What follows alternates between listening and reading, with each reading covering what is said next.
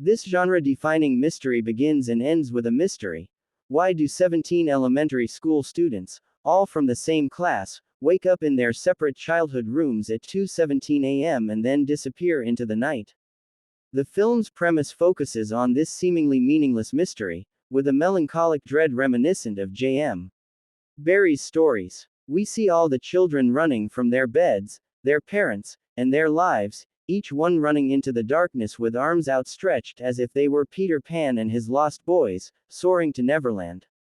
However, Krieger's follow-up to The Barbarian should not be mistaken for a fairy tale. It's sweet, funny, and sometimes a bit elegiac, but it's also mercilessly diabolical, with a story more twisted than any other major film I've seen this year. The film may tap into mythology, but more often than not, it feels like a thriller that could have been made in the 2000s or 1990s, about a town touched by something metaphysical and unknown.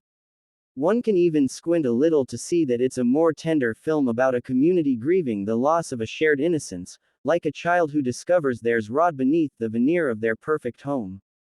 The incisiveness of connecting each dot is the way so many rising horrors have done in recent years.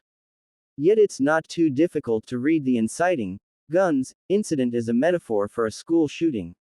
One night, 17 parents put their children to bed for the last time, could be the opening line of an article about one of those tragic events. Yet the tragedy that gives guns its basis is not as depressingly common as a lone person with access to his father's gun cabinet. In this case, 17 children got out of bed at 2:17 a.m. and ran into the night, arms slightly outstretched, like toddlers playing plain. It's a terrifying image, one that tears through the neighborhood, revealing the anger and horror behind the picket fences.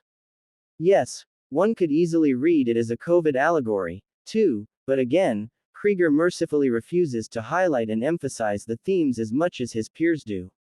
The brilliant Julia Garner plays Justine Gandy, a teacher who arrives at school the next morning to find her entire class absent. Well, not exactly. A quiet kid named Alex, Carrie Christopher, hadn't left home that night. Why? What made him special? Instead of seeing the investigation through to its conclusion, the town chose to exploit its hatred of Gandy herself, branding her a witch. She must have done something wrong. Or she must know something. How could she not? Krieger divides his story into character-driven chapters, giving it a more communal feel than if the narrative were to proceed in a linear fashion.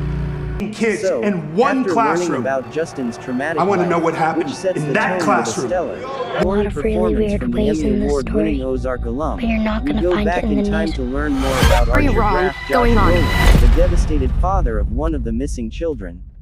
Some of Justin's story converges with Archer, Leave the investigating allowing us to to see the it in a different investigators. light. Some will certainly argue that this kind of narrative juggling is a superficial trick, but I see it as a feature.